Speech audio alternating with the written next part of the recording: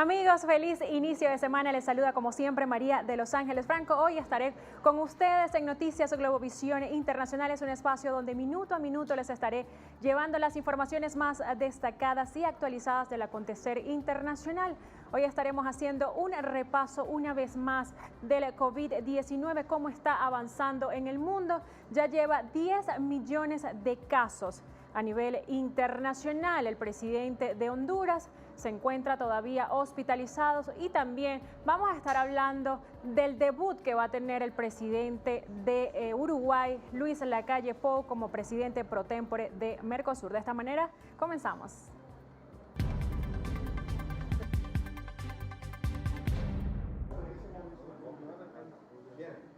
Hoy comenzamos nuestro recorrido habitual por el recorrido internacional del día de hoy en los Estados Unidos, y es que recientemente el presidente de este país, Donald Trump, se pronunció en respuesta a unos informes publicados por medios de comunicación estadounidenses en referencia a un supuesto intercambio entre las autoridades de Rusia y las fuerzas militantes talibanes. Veamos los detalles.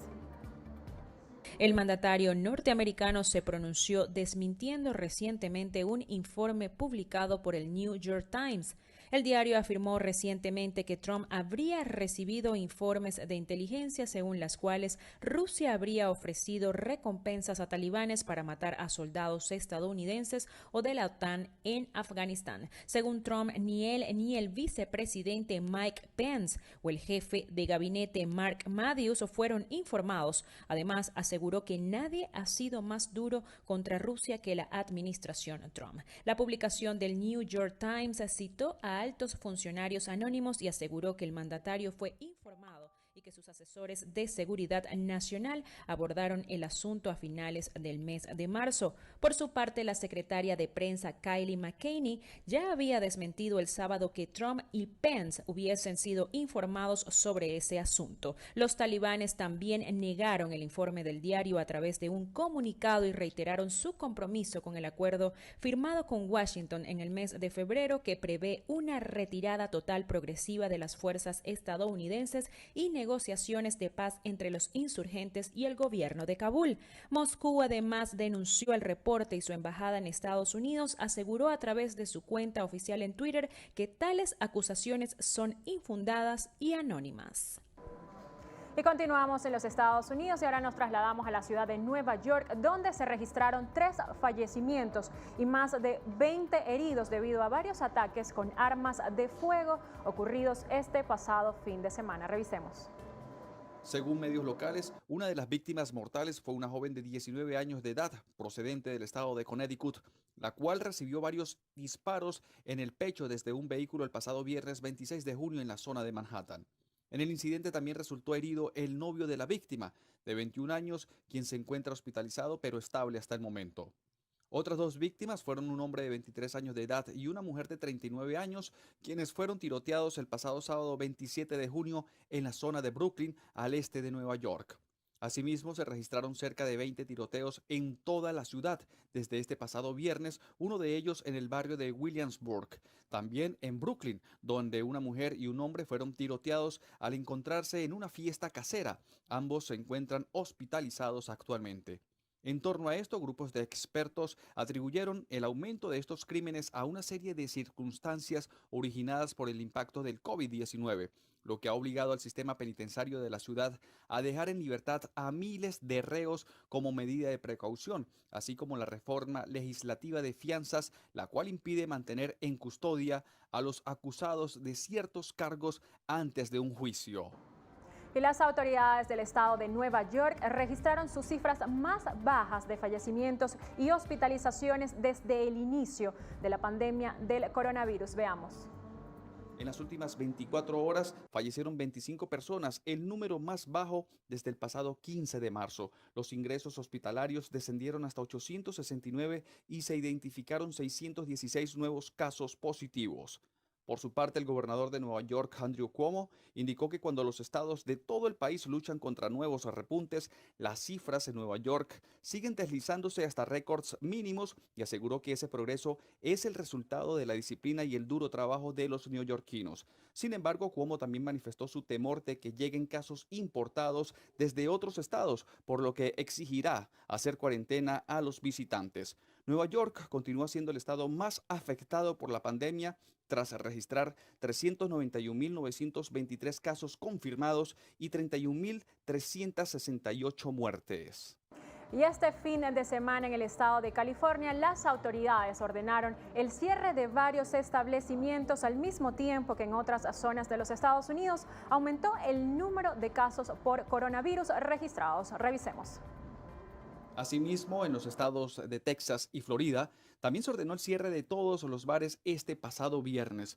Por su parte, el aumento registrado por casos de coronavirus fue más pronunciado en algunos estados del sur y el oeste, en los cuales no se siguieron las recomendaciones de los funcionarios de salud antes de reactivar sus economías.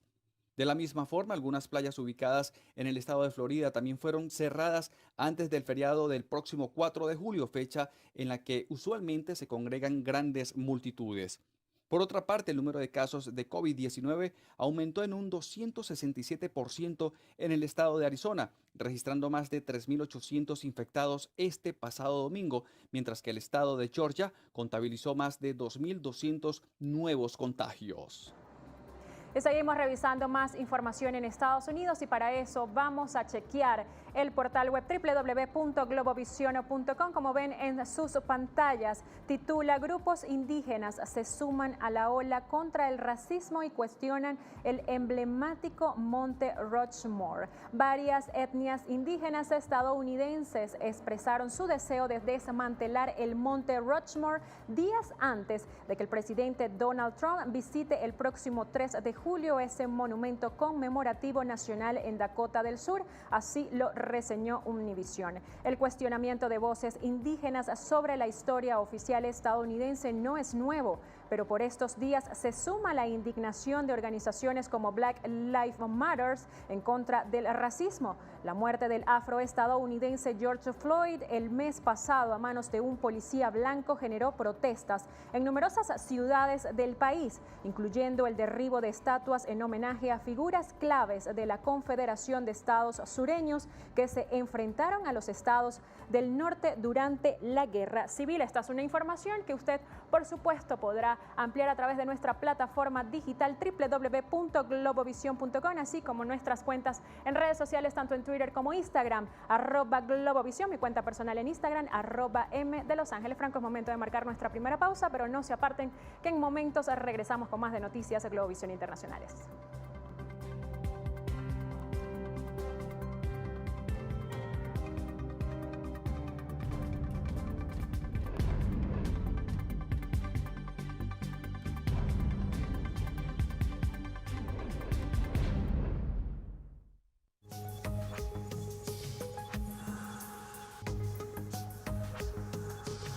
Gracias por seguir en nuestra sintonía aquí en Noticias Globovisión Internacionales. Ahora pasamos a revisar los distintos portales web del mundo para revisar más información y comenzamos con Noticias Israel con una nota titulada muy interesante el día 28 de junio, titulada "Se registra aumento de radiactividad en el norte de Europa. Holanda sospecha de Rusia". Como ustedes ven en sus pantallas, las autoridades nórdicas dicen haber detectado un ligero aumento de los niveles de radiactividad en el norte de Europa este mes, que los funcionarios holandeses dijeron que podría provenir de una fuente en el oeste de Rusia y que podría indicar un daño a un elemento de combustible en una planta de energía nuclear. La planta de Leningrado, cerca de San Petersburgo, y la planta de Kola, cerca de la ciudad norteña de Murmansk, operan normalmente con niveles de radiación que están dentro de la norma, así lo aseguró la estatal.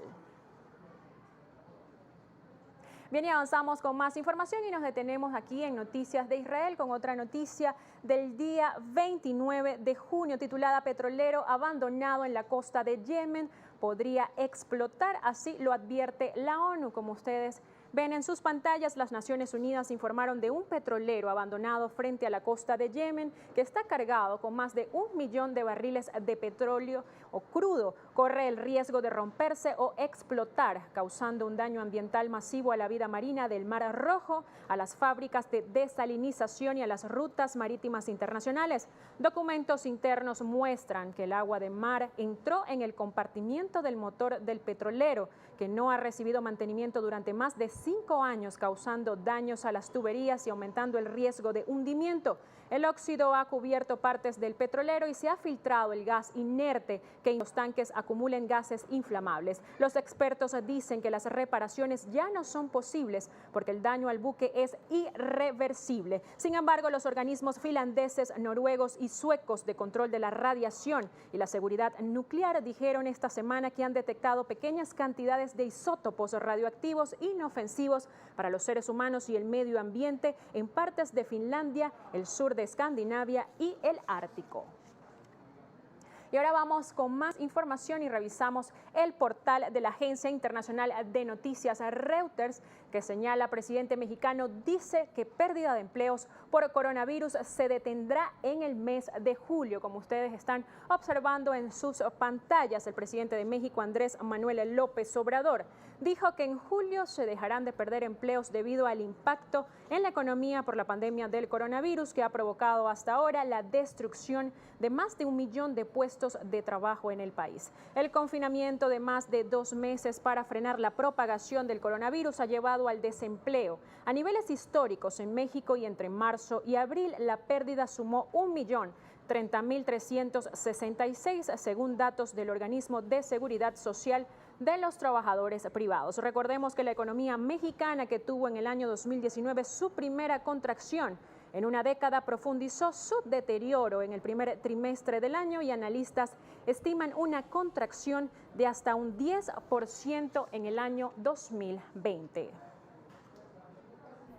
Bien, y seguimos revisando información interesante. Ahora nos trasladamos al Cono Sur, y es que el próximo mes de junio el presidente de este país, Uruguay, Lacalle Pou, va a asumir la presidencia pro tempore del Mercosur, entre otros temas que se van a estar debatiendo en el seno de este organismo regional será el coronavirus. Veamos los detalles. Paraguay, actualmente encargado de la presidencia del Mercosur, llevará a cabo un encuentro entre presidentes el próximo jueves, en el que Mario Abdo Benítez cederá a su par uruguayo Luis Lacalle Pou la presidencia de un bloque regional en una situación de cuarentena por la pandemia. Asimismo, la cumbre tendrá como tema central el coronavirus y sus consecuencias, la cual, debido a las restricciones sanitarias y de movilidad, se celebrará por videoconferencia, al igual que otros encuentros pautados para esta semana. Se tenía previsto además a realizar la cumbre en la ciudad de Encarnación, uno de los principales destinos turísticos paraguayos en la frontera con Argentina. Sin embargo, tuvo que ser cancelado por la pandemia. Esta reunión virtual de países miembros del Mercosur será la primera para Lacalle Pou, que asumió en el mes de marzo la presidencia de su país, y para Alberto Fernández, el presidente de Argentina. Y nos mantenemos en Sudamérica, y ahora nos trasladamos al gigante suramericano Brasil, que recientemente anunció que cerró un acuerdo para la producción de una posible vacuna en contra del coronavirus. Veamos. El acuerdo prevé la compra de lotes de vacunas y la transferencia de tecnología. Con esta iniciativa no solo garantizamos tener el producto a nuestra disposición, también nos dará autonomía de producción. Esto significa que Brasil busca evitar situaciones como las ocurridas al inicio de la pandemia. Aquel momento de alta demanda mundial impidió que tuviéramos acceso en tiempo adecuado a insumos y equipamientos. El país sudamericano está ayudando en las pruebas de la vacuna, una de las más prometedoras hasta el momento, en la que también trabaja el grupo farmacéutico AstraZeneca. Bajo el acuerdo, por 127 millones de dólares, el Instituto de Salud Pública del gobierno brasileño y la Fundación Osvaldo Cruz adquirirán la tecnología y los suministros para producir la vacuna que se está testeando en Gran Bretaña y Sudáfrica, así como en el propio Brasil. Si la vacuna pasa las pruebas clínicas, Brasil tendrá derecho a producir 70 millones de dosis adicionales a un costo estimado de $2.30 cada una. Esta semana los investigadores brasileños comenzaron a administrar la vacuna a voluntarios. Brasil fue seleccionado por ser uno de los países donde el virus se está propagando más rápido. El gigante sudamericano tiene el segundo mayor número de casos y muertes en todo el mundo después de Estados Unidos. Bien, esperamos que pronto la comunidad científica pueda producir una vacuna en contra del coronavirus. Nosotros con esta información es momento de marcar nuestra segunda pausa. Ya regresamos.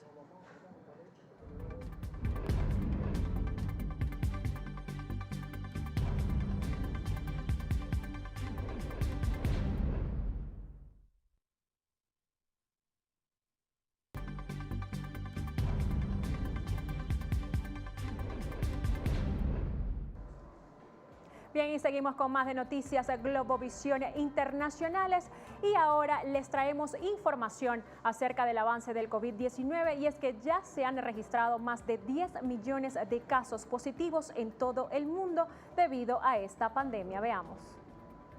Desde que surgió en diciembre en China, el virus ha cobrado casi 499,000 vidas. El ritmo de propagación de la pandemia sigue siendo vertiginoso, con 1 millón de nuevos casos reportados en solo 6 días. Estados Unidos, el país más contagiado del mundo por la enfermedad, suma unos 125,500 muertos y más de 2.5 millones de casos. Los contagios se incrementan en 30 de sus 50 estados, particularmente en los más grandes y poblados del sur y del oeste como California, Texas y Florida. En América Latina y el Caribe son las regiones del mundo donde la enfermedad avanza más rápidamente, más de 400,000 casos adicionales en los últimos 7 días. Brasil, el segundo país más enlutado por el virus, volvió a anunciar el mayor número diario de fallecidos y ya suma más de 57,000 decesos y 1.3 millones de casos. Por su parte,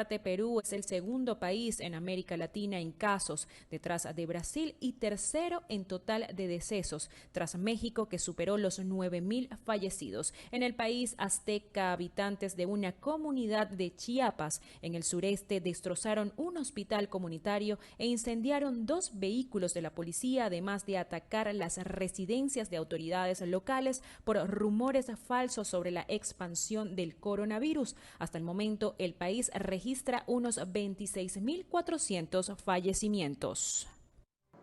Y revisamos información de la India, donde ya se han contabilizado más de 500,000 de casos por coronavirus, registrando nuevas cifras de fallecidos y contagios en las últimas horas. Revisemos. Como ve, el número de casos diarios es más de 4,000. Por lo tanto, necesitamos camas adicionales con el suministro de oxígeno. Es por eso que hemos creado, según el modelo matemático, probablemente en la primera semana de julio, los casos en Delhi llegarán a su punto máximo. Es por eso que esto es parte de la preparación. Deberíamos estar preparados para el peor escenario de casos en el futuro, y es por eso que hemos establecido este centro. El país asiático es el cuarto en número de casos por detrás de Estados Unidos, Brasil y Rusia, aunque el balance de fallecidos es mucho menor. Según los epidemiólogos, todavía faltan varias semanas para alcanzar el punto crítico. En Nueva Delhi, que superó a Bombay en casos, el gobierno ordenó la requisición de hoteles, salas de fiestas y vagones de trenes para reconvertirlos en centros de aislamiento para infectados con el coronavirus. El gobierno indio ha sido muy criticado por su lentitud para realizar pruebas de diagnóstico, lo que, según los detractores, ha escondido durante mucho tiempo la propagación real de la pandemia. Y volvemos a Latinoamérica, específicamente en Honduras, y les contamos que el presidente de este país, Juan Orlando Hernández, se encuentra hospitalizado debido al COVID-19 y ofreció unas declaraciones respecto al estado de su nación frente a esta pandemia. Veamos. El presidente hondureño Juan Orlando Hernández reconoció que Honduras se complica cada día más por la pandemia del coronavirus, que lo mantiene hospitalizado desde el pasado 18 de junio.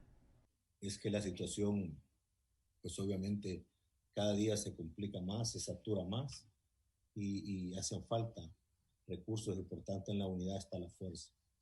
Esta enfermedad, como es desconocida, y es altamente volátil.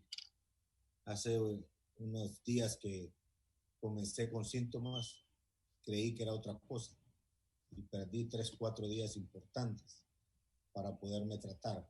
Al final, esta es una guerra entre la vida y la muerte, en la que solo podemos vencer si logramos extremar las medidas de cuidado. Los ministros hablaron de la contratación de personal, instalación de más camas y ventiladores, sin señalar que resultan insuficientes pese a los comentarios del mandatario. Hasta el momento, Honduras registra casi 16,000 casos por coronavirus y se acerca a los 500 fallecimientos. Los hospitales públicos y privados colapsaron y las autoridades están improvisando salas para atender a los pacientes, muchos de los cuales solo llegan a morir. Y un hospital de campaña en la ciudad brasilera de Sao Paulo permite a sus pacientes enfermos de COVID-19 comunicarse con sus familiares a través de videollamadas y de las cuales también son animados por payasos que les ayudan a levantar el ánimo. Veamos. Las conversaciones pueden durar hasta 5 minutos. Psicólogos del hospital afirman que el contacto humano es importante para la recuperación de los enfermos.